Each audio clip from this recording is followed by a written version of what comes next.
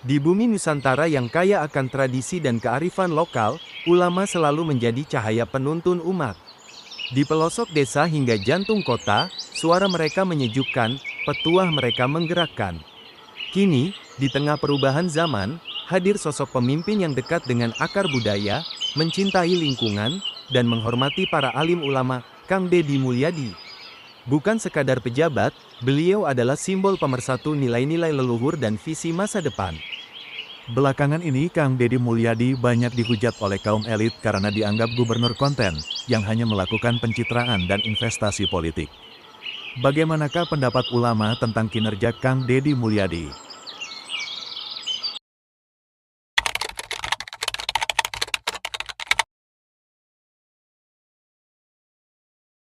Melihat ini bukan pencitraan, kecuali dia niat itu. Ada orang memang dia harus mempublish apa yang dia lakukan. Sekarang seorang pemimpin wilayah, bupati kah, wali kota, gubernur, atau sampai pada tingkat menteri dan presiden misalnya. Dia kan diamanahkan tugas. Bagaimana caranya supaya memang tersampaikan ke masyarakat kalau dia sudah melakukannya? Ya gak ada masalah. Dibuat konten, memang ini loh, jalanan memang yang sedang dibuat ini, jembatan ini, sekolah itu, gak masalah. Lalu kemudian dia himbau masyarakat misalnya, ini sudah kami lakukan, tolong dijaga dengan baik-baik. Apa masalahnya? Pencitraan dari mana ini? Kan gitu. Jangan selalu su'dzon ini ya, sangka buruk terus. Ini saya yakin yang suka sangka buruk ini pasti paling banyak keriputnya, paling banyak ubannya, paling banyak masalahnya ini. Maaf yang beruban, kalau yang sudah tua nggak apa-apa. Tapi ada yang masih muda sudah beruban. Karena semua dia mau campuri. Apa saja. Ya. Bahkan temannya pakai sendal apa ditanya. Kenapa pakai sendal itu, celana itu kenapa dipakai, kopiah itu kenapa dipakai. Untuk apa ini? Gitu. Nyampurin semua urusan orang gitu ya. Jadi nggak perlu teman-teman sekalian. Jangan langsung nilai buruk. Karena ini sesuatu yang biasa. Antum pun pribadi bisa mempublish. Sekarang kita tanya kepada penanya ini misalnya. Kalau antum lagi kebetulan jalan di sebuah jalan, antum temukan ada satu orang miskin. Terus muncul di benak antum, bantu. Tapi tiba-tiba juga terilhamkan di pikiran antum, selain saya bantu, saya kebetulan punya Instagram. Kenapa saya nggak ajak follower saya untuk bantu orang yang sama? Nih teman-teman sekalian, ini ada orang tidak mampu, alamatnya di sini, bantu. Masa itu pencitraan? Kan itu terlalu jauh gitu ya. Dan mungkin kalau kita persentasekan antara orang yang buat konten itu pencitraan dengan yang bukan pencitraan, saya yakin yang bukan pencitraan lebih besar persentasenya gitu ya. Karena orang pasti ada lebih banyak, ada juga orang yang mau memberikan edukasi, ada orang yang mau berbagi pengalaman gitu kan. Berapa banyak orang yang misalnya dia sembuh dari penyakit, dia cerita tentang pengalaman dia sembuh. Itu kan juga tidak harus pencitraan. Mungkin dia mau tunjukkan dokter ini cocok, obat ini cocok dan segala macam gitu kan. Atau dia mungkin pernah menggunakan jasa travel, pergi haji dan umroh, dia rasa itu bagus, kemudian dia sampaikan. Atau teman-teman yang punya travel, kami kadang-kadang kalau lagi haji umroh kami publikasikan. Tujuannya bukan pencitraan, jadi orang tahu, oh fasilitas travel itu ini, hotelnya ini, busnya ini, apa yang salah di situ? Kan itu.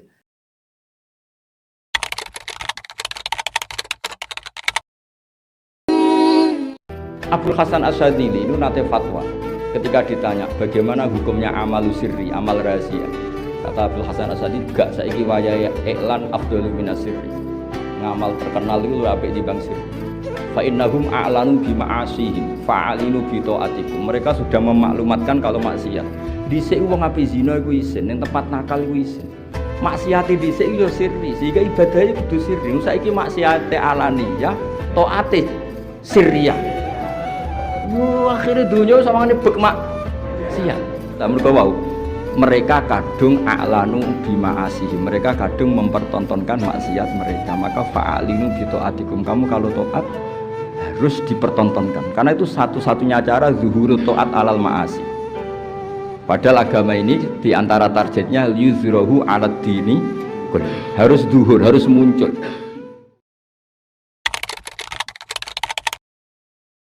Langka, KDM antik, berarti KDM mahal. Karena out of the box. Maka mudah-mudahan kinerja yang seperti ini bisa dipertahankan secara konsisten. Konsisten itu bahasa Arabnya apa Pak? Istiqomah. Dan saya sampaikan kepada KDM, istiqomah itu pasti berat. Kenapa? Karena kalau ringan namanya istirahat. Saya bersahabat dengan KDN ini bersahabat yang tanpa pamrih. Saat beliau ada masalah saya datang, saat saya ada masalah beliau datang. Maka pernah saya sampaikan di hadapan Bapak Presiden, jangan bangga punya teman segudang. Di saat kamu punya masalah, gudangnya menjadi kosong. Tapi banggalah dengan satu orang sahabat. Di saat Anda punya masalah, dia punya 1000 cara untuk menolong. Makanya di dunia ini kita cari sahabat, Pak. Komunitas itu. Apa beda teman, pacar, dan sahabat? Teman itu adalah 1000 orang yang datang di saat kamu senang. Pacar, 1 orang yang membuat kamu melupakan 1000 orang. Nah, yang kita cari bukan teman, bukan pacar, tapi sahabat. Siapa itu sahabat? 1 orang yang tetap bertahan di saat 1000 orang meninggalkan kita. Nah, maka dalam konteks itu, kita senang punya sahabat seperti seorang KDM. Yang tadi ketika berbicara Brahma dan Sudra. Brahma itu berbicara ide, Pak. Sudra itu berbicara orang. Maka duduklah saat ide itu dibicarakan, pergilah saat orang mulai dibicarakan. Kita tadi mendengar sambutan Pak Gubernur yang dibicarakan semuanya ide, Pak. Karena ini karakter orang Brahma, bukan orang Sudra. Yang dibicarakan ide-ide besar. Maka dengan model kepemimpinan seperti ini kita punya optimisme. Apa sih bedanya orang optimis sama pesimis? Saya pikir bedanya cuma sederhana, Pak. Optimis itu orang yang melihat peluang dalam masalah, sementara orang pesimis melihat masalah dalam peluang. Kalau orang optimis ketika melihat botol itu isi airnya tinggal separuh, dia mengatakan alhamdulillah masih separuh. Itu optimis, yang dilihat lebihnya. Sementara orang pesimis akan mengatakan botolnya, airnya tinggal separuh, hanya separuh. Yang satu mengatakan masih, yang satu mengatakan tinggal. Nah, di bawah kepemimpinan KDM saya pikir kalau hanya untuk membesarkan Bank Jabar, apalagi punya komisaris sekelas Bosman, ya kan? Bosnya men, gitu kan. Walaupun kita mohon maaf Pak Komisaris, Bang Helmi, Bosman, Pak Rudi, kita duduk di atas kursi yang sama, tapi dengan amplop yang berbeda.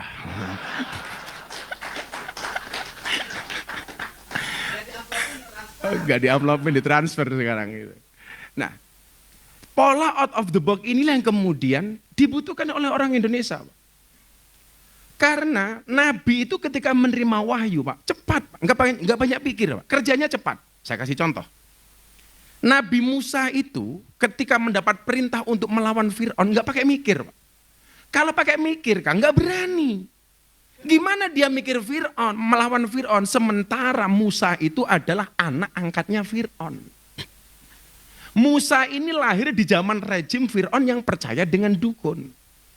Saat itu Fir'aun atas bisikan dukunnya membuat peraturan peraturan Presiden Fir'aun. Apa peraturannya? Setiap bayi yang lahir dengan jenis kelamin laki-laki harus dibunuh. Musa lahir di zaman itu, maka ibunya kemudian andilau antara dilema dan galau. Mau dibunuh anaknya sendiri, mau dipelihara, dihajar sama Fir'aun. Maka kemudian firosat itu, feel itu datang. Spontanitas itu datang. Makanya Anda jangan kaget kalau Kang Deddy ini kalau kerja penuh dengan spontanitas. Tahu-tahu di jalan ada pemulung datang dibantu. Ada orang susah tanpa pakai BPJS langsung bawa ke rumah sakit. Kalau pakai protokoler Pak, belum sampai rumah sakit pasien sudah mati. Akhirnya spontanitas itu datang, ibunya Nabi Musa kemudian mikir menghanyutkan bayi Musa di sungai. Atas izin Allah bayi ini kemudian mendarat di belakang kerajaan Fir'aun. Yang nemu siapa Pak? Istrinya Fir'aun. Namanya siapa? Siti Asyah. Jadi dalam Al-Quran itu banyak gambaran. Ada tipe yang suaminya ini jahat, istrinya solehah. Ini tipe keluarga Fir'aun Pak. Asyah itu wali, Pak, wali perempuan. Yang tadi katakan jadi wali. Suaminya jelek, istrinya baik. Yang kedua, ada kalanya suaminya itu baik, istrinya nakal. Nabi Nuh. Nabi Pak, istrinya nakal. Yang ketiga, suaminya nakal, istrinya nakal. Abu Lahab. Yang keempat, suaminya baik, istrinya baik. Siapa Pak? Nabi Ibrahim. Nabi Ibrahim aja, jangan Nabi Muhammad. Nabi Ibrahim. Nabi Ibrahim itu baik, istrinya baik. Kalau ibu-ibu, kalau Anda suruh milih tipe keluarga yang mana, Bu? Fir'aun, Abu Lahab, Nuh, apa Ibrahim? Ibrahim. Dan Anda tahu Ibrahim istrinya 2.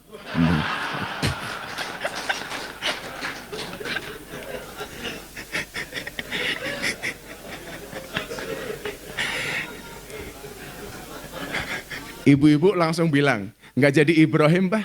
Fir'aun juga nggak apa-apa. Nah, yang saya mau ceritakan bukan itu, Pak. Akhirnya bayi ini dibawa pulang sama Siti Asyah, kemudian ketemu dengan Fir'aun. Fir'aun tanya, ini siapa bayi? Nemu di mana? Di sungai. Laki apa perempuan lagi? Bunuh, kata Fir'aun. Apa kata istrinya? Oh, nggak bisa, Mas. Kenapa nggak bisa? Peraturan yang kamu buat, bayi yang kamu bunuh itu adalah bayi laki-laki yang kamu cari. Ini bayinya datang sendiri. Nggak bisa kamu bunuh. Ndelala, Pak. Ndelala itu kalau bahasa Sundanya apa ya? Apa? Cingjirining. Cingjirining. Fir'aun manut, Pak, sama istrinya. Maka sejarah mencatat, sejak saat itulah suami kalah dari istri, Pak. Gitu loh. Fir'aun aja kalah, bosmen, itu loh, sama istrinya itu. Maka saya benci dengan Fir'aun, bukan karena Fir'aun mengaku Tuhan, Pak. Tapi gara-gara itu suami terjajah oleh istri, Pak. Gitu loh.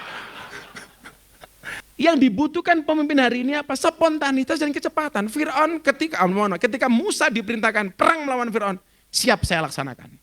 Pertanyaannya kemudian, Pak. Musa menang apa kalah? Kalah, Pak. Buktinya lari. Kalau menang ngapain lari? Begitu dia lari ketemu lautan. Pilihannya cuma 2, Pak. Lari dia masuk lautan, kembali dihajar sama Fir'aun. Begitu mereka berdua berhadapan-hadapan, Musa dan Fir'aun, apa yang membedakan di antara keduanya? Bedanya cuma 1, Pak. Sehebat-hebatnya Fir'aun merasa dirinya adalah Tuhan, sementara selemah-lemahnya Musa di dalam hatinya ada Tuhan. Maka kemudian apa yang terjadi? The power of kepepet, Pak. Akhirnya Musa menang. Jadi kalau ada mengatakan KDM itu Pasundan, Wiwitan macam-macam, dia nggak berketuhanan. Salah, Pak. Orang itu ketika punya nalar cepat ketika bekerja. Kenapa? Karena dia meyakini akan ada pertolongan Tuhan di dalamnya. Makanya beliau berani cepat. Nggak dianggap berkonsultasi, nggak ada urusan. Nggak ada hajian dulu. Karena beliau punya prinsip. Manusia punya kendala, Allah punya kendali. Masyarakat Jabar punya masalah, KDM punya solusi. Wah. Bang Helmi, itu yang buat mahal tuh ya itu loh.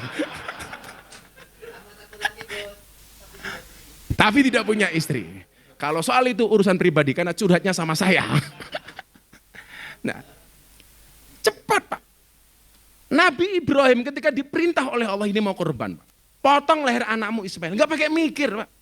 Nggak pakai mikir. Tetapi kecepatan Nabi Ibrahim melaksanakan perintah Tuhan, Allah berikan kejutan kepada Nabi Ibrahim dengan leher Ismail yang diganti dengan seekor domba. Nabi Ibrahim ketika harus berperang melawan Namrud, nggak pakai mikir, Pak. Tapi begitu dia dibakar oleh Namrud, Allah katakan dalam Al-Quran, Qulna ya narukuni bardan wa salaman ala Ibrahim. Api yang harusnya rasanya panas menjadi dingin, Pak. Nabi Muhammad ketika diperintah hijrah, kalau pakai logika mikir, Pak, keluarganya semuanya di Mekah. Kenapa dia harus berpindah ke Madinah? Tapi yang dilakukan Nabi Muhammad kecepatan melaksanakan perintah Tuhan. Dia berangkat ke Madinah dan Nabi Muhammad dikejutkan dengan kota Madinah menjadi kota ternyaman di dunia. Artinya apa? Yang dilakukan oleh KDM dengan segala kecepatannya, akurasinya dan lain sebagainya. Jangan katakan ini orang yang percaya dengan Tuhan, nikah dengan segoro kidul dan sebagainya. Karena dia meyakini hasbunallah wa ni'mal wakil, ni'mal maula wa ni'man nasir.